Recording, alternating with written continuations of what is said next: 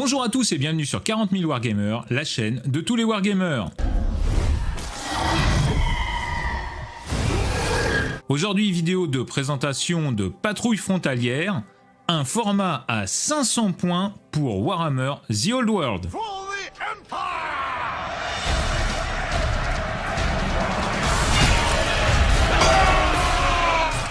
Patrouille Frontalière est un format parfait pour débuter The Old World et prendre le temps d'apprendre les règles petit à petit et sereinement.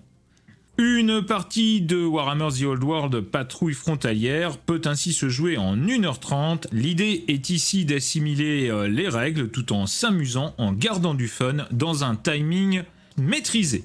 Pour bien se lancer dans les règles de Warhammer The Old World, je vous invite dans un premier temps à jouer plusieurs parties avec les mêmes unités de façon à ne pas oublier les règles de base et de maîtriser les mécanismes fondamentaux avant de passer à la suite.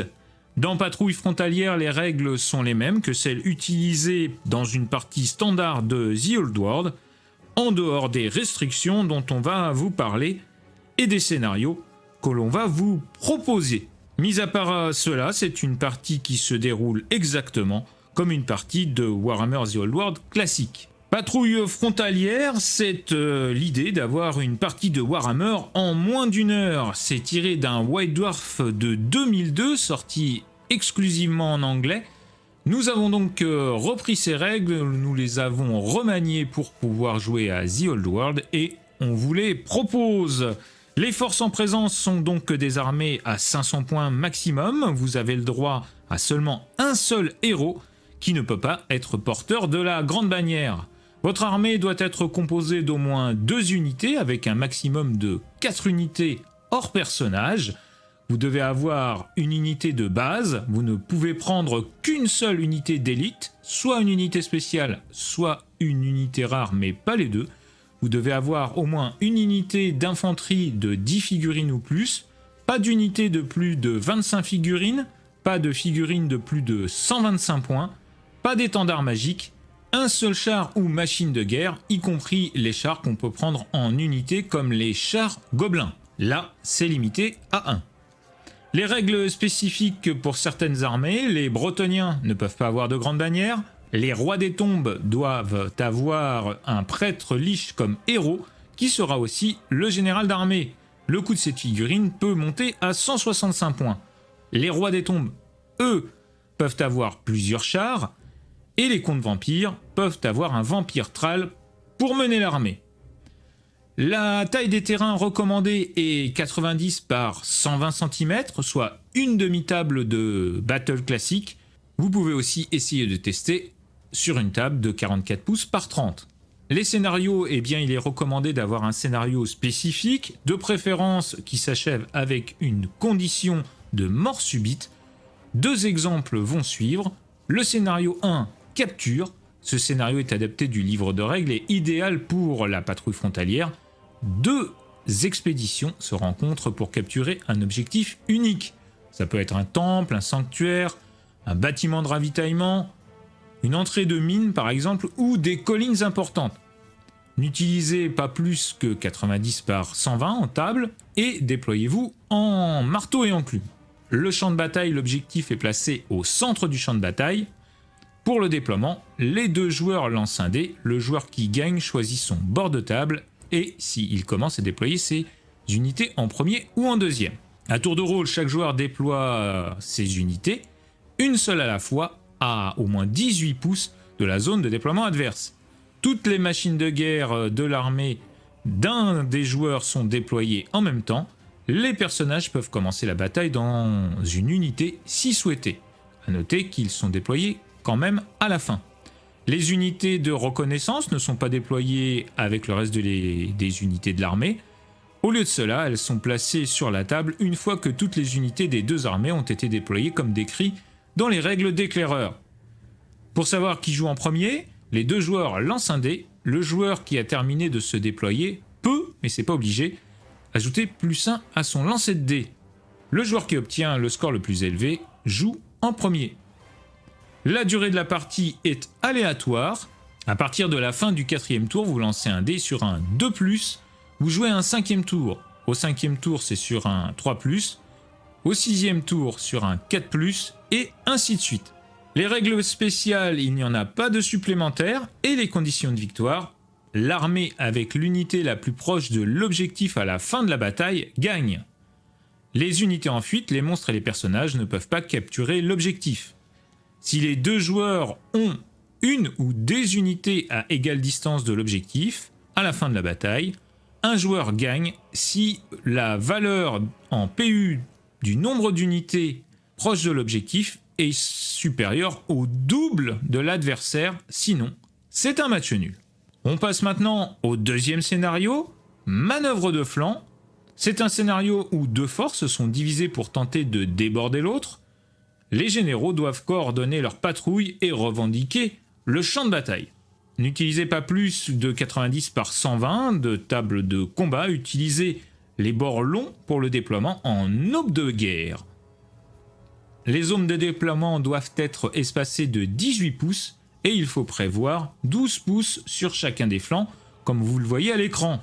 Avant tout déploiement, chaque joueur assigne jusqu'à un tiers de son armée en points, soit 166 points à 500 points, pour être une force de réserve.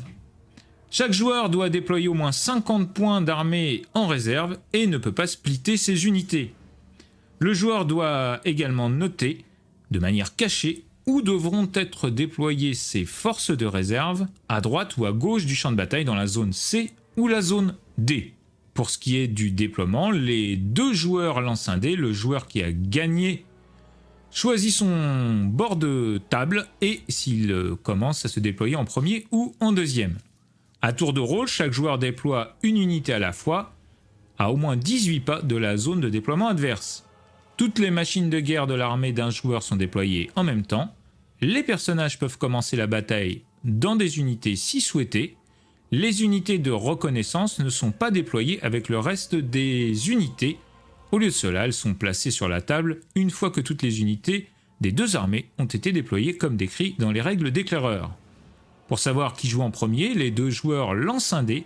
Le joueur qui a terminé son déploiement en premier peut ajouter 1 à son jet de dé. Celui qui gagne le jet de dé commence la bataille. La durée de la bataille est fixe, de 6 tours. Les règles spéciales maintenant, elles sont de deux sortes. A noter que la règle dite de réserve est égale à la règle de renfort, page 134 du livre de règles, avec quelques restrictions quand même. Au début du troisième tour de chaque joueur, le joueur dont c'est le tour lance un D6 pour chaque unité en réserve afin de voir si sa force de flanc est arrivée. Lancez un dé sur un 4+, une force de flanc apparaît. Sinon, vous relancerez le dé à votre prochain tour en ajoutant un au jet de dé. Ainsi, ils se présenteront sur un 3+ au 4e tour, sur un 2+ au 5e tour, et rentreront automatiquement au 6e tour.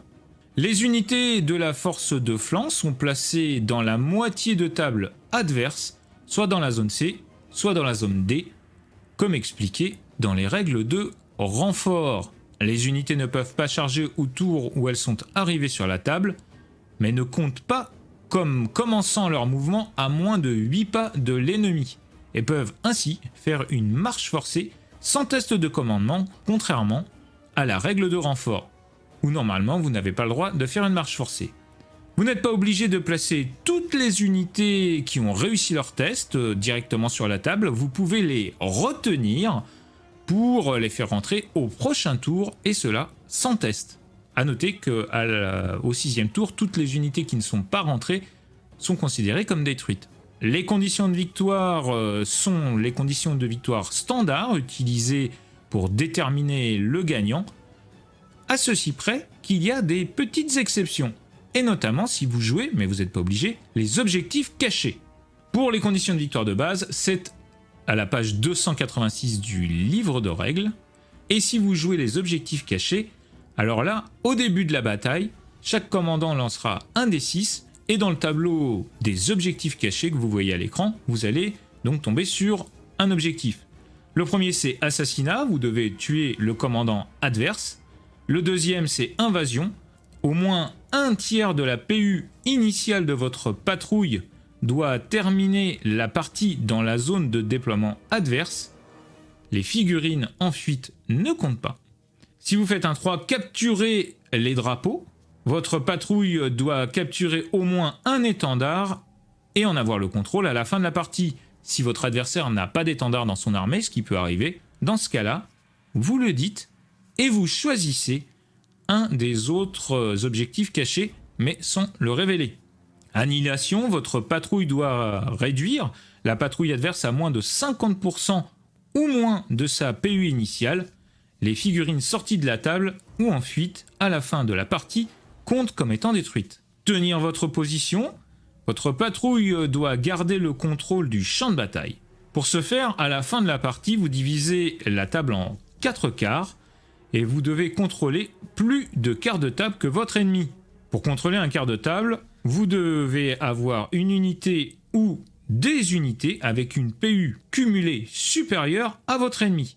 Les unités en fuite ne comptent pas, les personnages ne peuvent pas contrôler de quart de table et ne comptent pas donc dans la PU de vos unités. A noter que les unités à cheval sur 2 quarts de table ou plus sont efficientes pour leur PU dans le quart de table où leur marquage au sol est le plus important. Si votre unité a plus de 50% dans un quart de table A, eh bien ce sera pour celui-là qu'il sera efficient. Si vous êtes à égale distance de plusieurs quarts de table, eh bien vous lancerez un dé pour savoir dans lequel votre PU sera effective. Et enfin, le numéro 6, si vous faites un 6, vous choisissez votre objectif caché, mais vous ne le dites pas à votre adversaire. Si vous choisissez donc de jouer les objectifs cachés, notez que les quarts de table, les commandants tués, les étendards capturés ne seront pas pris en compte dans les points en condition de victoire. En revanche, une patrouille ayant rempli son objectif bénéficie d'un bonus égal à 20% de la valeur de la patrouille adverse. Si vous avez tué par exemple le général adverse et que c'était votre objectif caché, eh bien vous marquerez 100 points pour une armée à 500 points. Ensuite, vous pouvez aller dans le tableau des conditions de victoire et vous voyez qu'à 400 points et plus, si vous avez plus de 200 points de différence, c'est une victoire majeure, donc un massacre. Je vous invite donc à tester pour apprendre les règles de The Old World ce format patrouille frontalière. C'est un bon moyen pour débuter tout en restant dans un cadre fun. Parfait pour aller plus loin ensuite, vers de plus gros formats, sans rebondir sur le corpus de règles. A noter que nous vous proposerons très bientôt un rapport de bataille en format patrouille frontalière et que nous vous proposerons aussi d'autres vidéos sur comment faire des listes d'armées à 500 points suivant par exemple les fers de lance, les boîtes fers de lance de AOS ou autres. Cette vidéo touche à sa fin, j'espère qu'elle vous aura plu, qu'elle vous sera utile et si c'est le cas n'hésitez pas à mettre un petit pouce en l'air, à vous abonner à la chaîne et à la partager autour de vous. Si vous voulez soutenir 40 000 Wargamers, vous pouvez le faire par son Tipeee, les liens sont dans la description de cette vidéo. Dans la description, vous trouverez aussi un lien pour télécharger le PDF que nous vous avons concocté pour cette vidéo. Patrouille frontalière, c'est donc du tout bon pour se mettre tranquillement dans The Old World. On se retrouve très bientôt pour d'autres vidéos sur la chaîne, mais d'ici là, n'oubliez pas que, sans maîtrise, la chagate n'est rien.